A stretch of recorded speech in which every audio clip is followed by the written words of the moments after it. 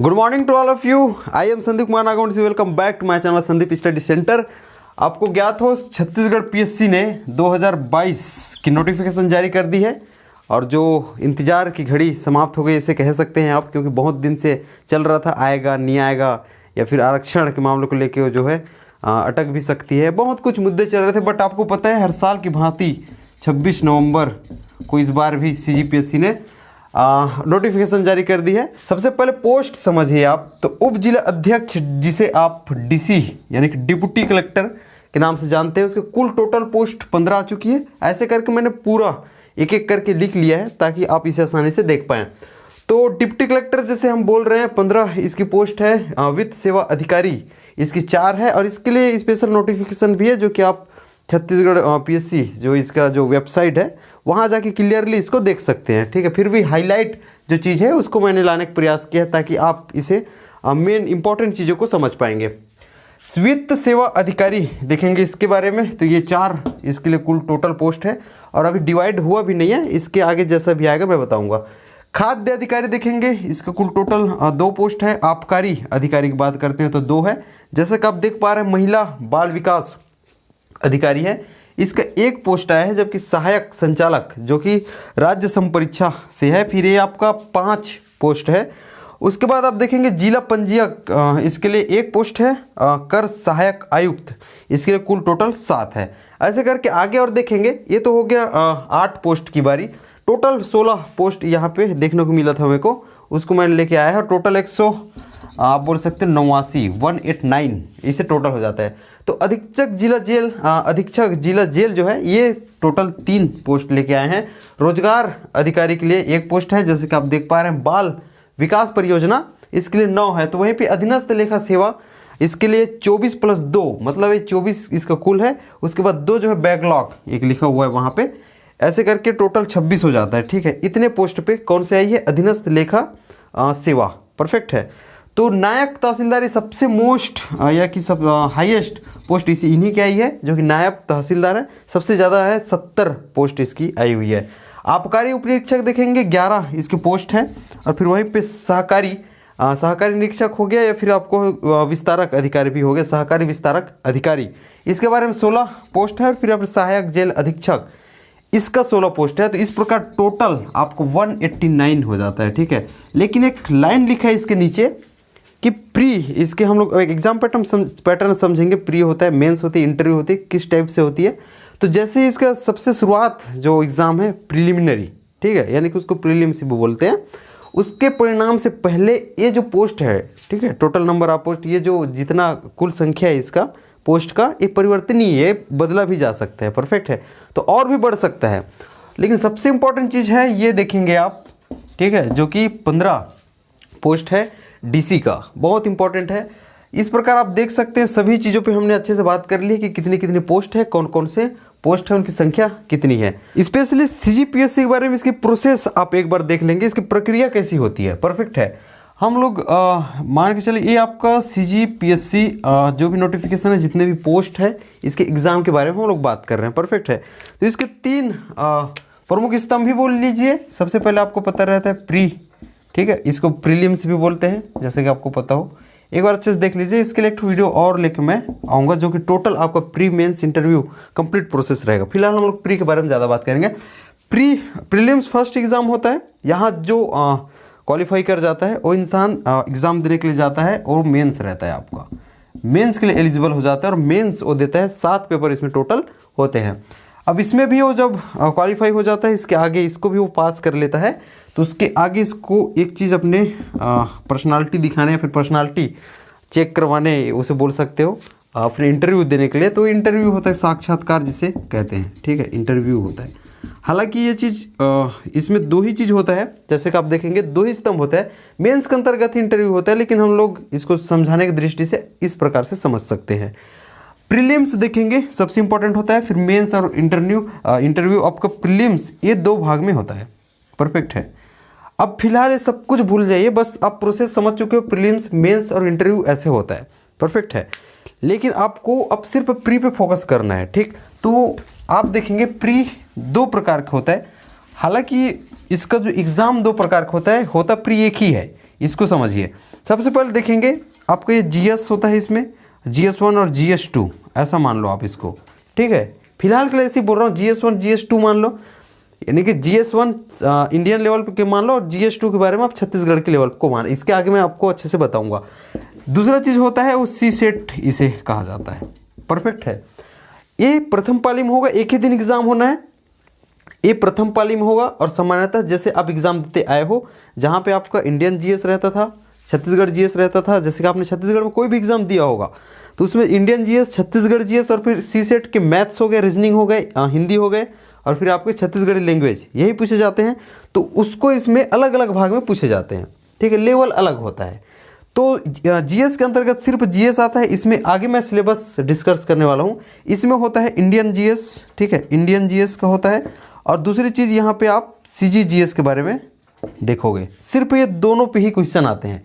Paper 1 होता है ये, ठीक है, पेपर 1 होता है जो कि आपके पहले पाली में होगा। परफेक्ट है, उसी दिन होगा। एग्ज़ाम डेट 12 को है, 12 फरवरी को होनी, आगे मैं बताऊंगा भी। उसी दिन प्रथम पाली में आपका इसका एग्ज़ाम होना है। ये दोनों उसमें मुख्य, ये दोनों का मुख्य भूमिका रहेगा और यहाँ से सब्जेक्ट आपको दिए जाएंगे। आगे सिलेबस में हम लोग डिस्कस किए हैं, आगे देख लेंगे। तो ये तो रहा आपका पहला पेपर कैसे होनी है। ये दूसरा पेपर होता है जो कि आपको सेकंड पाली में ही देना है, जो कि 3 से 5 आपका होगा। परफेक्ट है।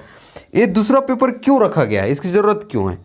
सबसे पहले देखेंगे कि इतनी सारी जनसंख्या में वैकेंसीज डालते हैं, वहाँ पे पहले इस जो CSET है इसमें मैथ्स आता था, वो पहले GS में ही था। लेकिन CSET को इसको अलग किया गया है ताकि यहाँ क्वालिफाइंग नेचर में रखा जाए, क्योंकि मैथ्स वाले इसमें आराम से क्वालिफाई कर जाते थे और फिर जिसको मैथ्स अच्छे से नहीं आती वो फिर अटक जाते थे। तो मैथ्स और फिर भाषा को मिला करके एक इसको पेपर बना दिया गया और क्वालिफाइंग करने चाहिए, यानी कि जितना इसका परसेंटेज डिमांड है उतना आप लेके आ जाओगे तो इसमें आप क्वालिफाई हो सकते हो। लेकिन एक शर्त है, इसको क्वालिफाई करोगे तभी ये जचेगा, अन्यथा इसमें आप कितने भी टॉप कर लिए हो या फिर कितने भी अच्छे से बना लिए हो और CSET आपका नहीं निकला है तो ये आगे जचेगा नहीं। परफेक्ट है। तो बस इसको दूसरे पाली में आपको देना है। इसके अंतर्गत आपका मैथ्स आता है, रीजनिंग आता है, लैंग्वेज आएंगे, दोनों लैंग्वेज CG और फिर आपका हिंदी आ जाएगा। और इसके अतिरिक्त तो कुछ निर्णय पे भी इसमें आते हैं, डिसीजन मेकिंग पे आते हैं कि आप किस टाइप से वहाँ डिसीजन ले रहे हो। तो ये CSET का होता है। इसमें जनरल को जहाँ तक 33% लाना होता है और जो OBC ST और SC हैं इन लोग को 23% आसपास आपको लाना होता है। परफेक्ट है। और ये टोटल ये भी 200 नंबर का होता है, ठीक है, और ये भी 200 नंबर का होता है। परफेक्ट। इसको भी आगे मैं बताया हूँ कि ये तो खैर यही बता दिया, इसको आगे बहुत अच्छे से बताया हूँ सिलेबस में क्या क्या होगा, छत्तीसगढ़ के अंतर्गत क्या होगा, इंडियन GS के अंतर्गत क्या होगा और इन दोनों से कितने कितने अंक का क्वेश्चन आएगा। तो इससे 100 नंबर का आता है, 50 क्वेश्चन आता है। एक क्वेश्चन 2 नंबर का होता है। परफेक्ट है। तो ये 200 नंबर का होता है, ये भी 200 नंबर का होता है। इसमें आपका मेरिट लिस्ट तय होगा, जो फर्स्ट पेपर होता है जिसमें GS है, इसी में आपका मेरिट लिस्ट तय होना है, ठीक है। लेकिन इसमें इसको जचवाने हेतु आपको इसको अच्छे से निकालना होगा।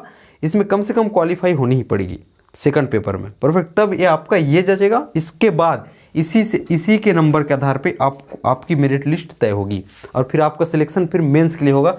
जैसे कि हमने कहा था इसमें मेंस होगा, फिर आगे आपका इंटरव्यू, फिर आपका सिलेक्शन हो जाएगा, फिर आप ड्यूटी पे जा सकते हैं। अब इसके आगे हम लोग देखते हैं, ये तो रहा आपके एग्ज़ाम की बात। इसकी प्रोसेस क्या होती है, इसमें 7 पेपर होती है।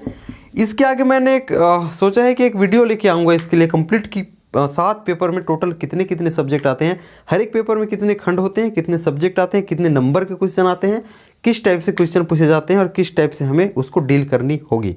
इंटरव्यू के बारे में भी हम लोग उसी क्लास में देख लेंगे और प्री के बारे में एक बार और देखेंगे। तो एक वीडियो और लेके आऊँगा। फिलहाल आप समझिए, फिलहाल नोटिफिकेशन आई है तो सबसे इंपॉर्टेंट है प्रारंभिक एग्जाम देना। परफेक्ट है। ये तो खैर अपना उसमें है, मई में है, फिर ये तो अंदर ही चला जाता है और अक्टूबर नवंबर के आसपास। तो फिलहाल आपके पास ये चैलेंज है तो इसको कंप्लीट आपको करना है। अब इसके आगे हम लोग सिलेबस की बात करेंगे। फिर भी देखिए इसके पहले एक चीज़ और सुन लीजिए। यहाँ जो GS का सेक्शन हो रहा है, ठीक है, उसके बाद ये CSET है। तो GS के अंतर्गत जो भी आपका टॉपिक्स है वो एक एक करके पढ़नी है, लेकिन इसके रिलेटेड हम लोग फ्री क्लास लेके आ रहे हैं जहाँ पे आपका CG, ठीक है, CGGS के संदर्भ में हम लोग पढ़ाने का स्टार्ट कर दिए हैं। और हो सकता है कि एग्ज़ाम के पहले छत्तीसगढ़ ख़त्म हो जाए वहाँ पे, तो वो फ्री है आपके लिए, वहाँ पे जाके आप देख सकते हो। आप प्लेलिस्ट में जाएंगे तो आपको बहुत सारी क्लासेस मिल जाएंगी। इंडियन GS थोड़ा सा लेट है क्योंकि CG ख़त्म करने के बाद हम लोग इंडियन GS पे भी जाने वाले हैं। तो देखेंगे भाग 1 मैंने कहा है इसको सामान्य अध्ययन, इसके अंतर्गत भारत का इतिहास एवं स्वतंत्रता आंदोलन इसको पढ़ना है। परफेक्ट है। दूसरा भारत का भौगोलिक, सामाजिक एवं आर्थिक भूगोल के बारे में पढ़ना है। भारत का संविधान एवं राज्य व्यवस्था इसका तीसरा सब्जेक्ट हो जाएगा। भारत की अर्थव्यवस्था हो जाएगा। और ये 4 मैं बोलूँ तो यही आपके आधार स्तंभ है। यहाँ से तो कुछ क्वेश्चन आते हैं इसके नीचे, तो उसको आप स्टार लगा सकते हो या फिर अंडरलाइन कर सकते हो। फिर आता है सामान्य विज्ञान एवं प्रौद्योगिकी, जो कि आपके 3 से 5 क्वेश्चन ही देखने को मिलते हैं, ज़्यादा नहीं है। भारतीय दर्शन, कला, साहित्य एवं संस्कृति वो उसके ऊपर है, इसको चाहे तो नकार भी सकता है। परफेक्ट। तो उनके हिसाब से वो क्वेश्चन अपने हिसाब से बनाते हैं, लेकिन एक आध 2 क्वेश्चन भी यहाँ से वो टच कर सकते हैं। समसामयिक घटनाएं एवं खेल पिछले कुछ सालों से थोड़ा पूछने की इसमें ट्रेंड चला है, जहाँ से कम 3 से 5 यहाँ से भी अब तो क्वेश्चन आ ही जा रहा है। कभी भी बढ़ाया जा सकता है, इसका मतलब ये नहीं कि ये नहीं पढ़ना है। अब तक का जो ट्रेंड है वो यही है कि यहाँ से लेके यहाँ तक आपकी अर्थव्यवस्था तक, यहाँ से ज़्यादा क्वेश्चन, नंबर ऑफ क्वेश्चन ज़्यादा उठाए गए हैं, इसलिए मैंने कहा है कि ये ज़्यादा इंपॉर्टेंट है। ये भी इंपॉर्टेंट है, तैयार भी रहना है, कभी भी कहीं से भी वो ज़्यादा क्वेश्चन उठा सकते हैं। परफेक्ट है। तो आपको फिर पर्यावरण पे भी आपको देखना है। समसामयिक घटनाएं आपके करंट अफेयर वाली है। और फिर खेल में अभी के जो करंट खेल के जो भी इंफॉर्मेशन है वो आपको पता होने चाहिए। तो ये तो रहा सामान्य अध्ययन, जो कि इंडियन की बात। अब छत्तीसगढ़ का सामान्य अध्ययन देखते हैं, सिमिलरली सेम है उनका भी, उसको हम लोग देखते हैं। भाग 2 की हम बात करें, ये आपका भाग 2 है। परफेक्ट है। जैसे कि मैंने इससे पहले एग्जाम पैटर्न वाले में बताया है, भाग 1 और भाग 2। भाग 2 आपका छत्तीसगढ़ से संबंधित होता है। तो छत्तीसगढ़ से क्या क्या पूछे जाएंगे, जैसे कि आपको पता है टोटल मार्क्स से आपका 100 नंबर का टोटल आपका इसका मार्क्स है, और इसमें क्वेश्चन रहेगा आपको 50 क्वेश्चन पूछे जाते हैं, जैसे पैटर्न में मैंने आपको बताया है। तो छत्तीसगढ़ के इतिहास एवं स्वतंत्रता आंदोलन में छत्तीसगढ़ के योगदान, इसके बारे में आपको पढ़ना होता है। छत्तीसगढ़ का भूगोल, जलवायु, भौतिक दशाएं, जनगणना, फिर पुरातात्विक एवं पर्यटन केंद्र, इसके बारे में आपको पढ़ना है। तीसरा चीज़ आपका छत्तीसगढ़ का साहित्य, संगीत, नृत्य, कला एवं संस्कृति, जनौला, मुहावरे, उसके बाद आपको लोकोक्तियाँ। परफेक्ट है। इसके बारे में देखना होता है। छत्तीसगढ़ की जनजातियाँ, परफेक्ट है, जनजातियाँ हैं आपका, ठीक है। और उसके बाद विशेष परंपराएं, तीज त्योहार, इसके बारे में आपको पढ़ना है। छत्तीसगढ़ की अर्थव्यवस्था, वन एवं कृषि, ये आपकी इकोनॉमी से संबंधित है, इसको पढ़ना है। छत्तीसगढ़ का प्रशासनिक ढांचा, ये सिलेबस ही है, ऐसे ही लिखा हुआ है, तो मैं पूरा लिख दिया हूँ, ठीक है। प्रशासनिक ढांचा, स्थानीय शासन एवं पंचायती राज। परफेक्ट। उसके बाद देखेंगे छत्तीसगढ़ में उद्योग, ऊर्जा, जल एवं खनिज संसाधन पे आपको बात करनी है। इस पे भी अच्छे से क्वेश्चन पूछते हैं, स्पेशली आपका उद्योग, ठीक है, ये भी पूछा जाता है। और समसामयिक घटना आपको पता ही है, करंट अफेयर, इससे पूछा जाता है। और सीजीपीएससी में करंट अफेयर इंडियन लेवल में खैर अब तक उतना क्वेश्चन देखने को नहीं मिला है, लेकिन सीजी लेवल पे यहाँ से क्वेश्चन बनते हैं। तो ये तो रहा आपका जो प्री के प्रथम पेपर होना है आपका, उसका जो सिलेबस है। उसके बाद सेकंड वाला है तो मैथ्स और रीजनिंग, फिर उसका ऐसे ही बता दे रहा हूँ मैं। मैथ्स रहेगा, उसमें रीजनिंग रहता है, टॉपिक स्पेशली नहीं लिखा रहता है, आपको तो पता है। उसके बाद आप देखेंगे तो उसमें सीजी लैंग्वेज भी आ जाएगा, और आपका हिंदी लैंग्वेज आता है, और क्वालिफाइंग नेचर होता है, जैसे कि आपको मैंने पैटर्न में बताया है। परफेक्ट है। शैक्षणिक योग्यता देखेंगे, नोटिफिकेशन में बहुत कुछ लिखा होता है, इससे मान्यता प्राप्त, इससे मान्यता प्राप्त, ठीक है। लेकिन सिंपल आप समझिए, सबसे पहले आपका ग्रेजुएशन होना चाहिए। परफेक्ट। ये आप देखेंगे आपका ग्रेजुएशन होना चाहिए, बस ये समझिए, ये ग्रेजुएशन होना चाहिए या समकक्ष, ऐसा बोला जाता है, इसके समकक्ष। और वो फिर राज्य विधानमंडल से हो या फिर संसद से मान्यता प्राप्त विश्वविद्यालय हो, ठीक है। तो जो भी आपका मान्यता प्राप्त विश्वविद्यालय से आपके पास डिग्री होनी चाहिए, ठीक है, ग्रेजुएशन होनी चाहिए, इसके समकक्ष होनी चाहिए, या फिर ग्रेजुएशन नहीं तो इसके समकक्ष, जहाँ से भी आपके पास उपाधि है, उससे फिर आप इसके लिए योग्य हो जाते हैं। इसको सिंपल ऐसे समझा जा सकता है, नहीं तो टेक्निकल वहाँ पे बहुत कुछ लिखा हुआ है, ठीक। अब दूसरी चीज़ देखते हैं, इसके आयु को लेके, एज को लेके, इसमें भी बहुत कुछ है। जैसे कि मिनिमम तो 21 है ही, ये तो आपको पता ही है, मिनिमम इसके लिए 21 है, और अधिकतम ये इसमें 28 भी मिलता है, जो कि डीएसपी के लिए हो जाता है आपका। मूल निवासी होने के नाते 5% का आपका वहाँ पे 5% बोलता हूँ, 5 साल का आपका रिलैक्सेशन भी मिल जाता है। तो एज आयु आपका सबसे मिनिमम बोले तो 21 आप मान के चलेंगे। एग्ज़ाम डेट के बारे में बात करूं तो प्री आपका जो एग्ज़ाम होना है, ये इसके बारे में देखेंगे तो एग्ज़ाम डेट 12 फरवरी है, 12, ठीक है, फरवरी है आपका 2023 में। परफेक्ट।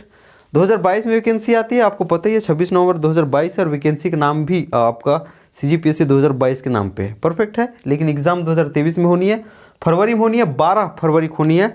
सबसे पहले मैंने कहा है कि 2 पार्ट में आपका एग्जाम होता है। पहला पार्ट आपका जीएस सेक्शन का होता है, दूसरा सीसेट का होता है, जैसे कि आपने समझा है। तो जो पहला आपका जीएस सेक्शन है, इसका जो एग्ज़ाम होनी है वो आपका 10 से लेकर 12 तक हो जाएगी।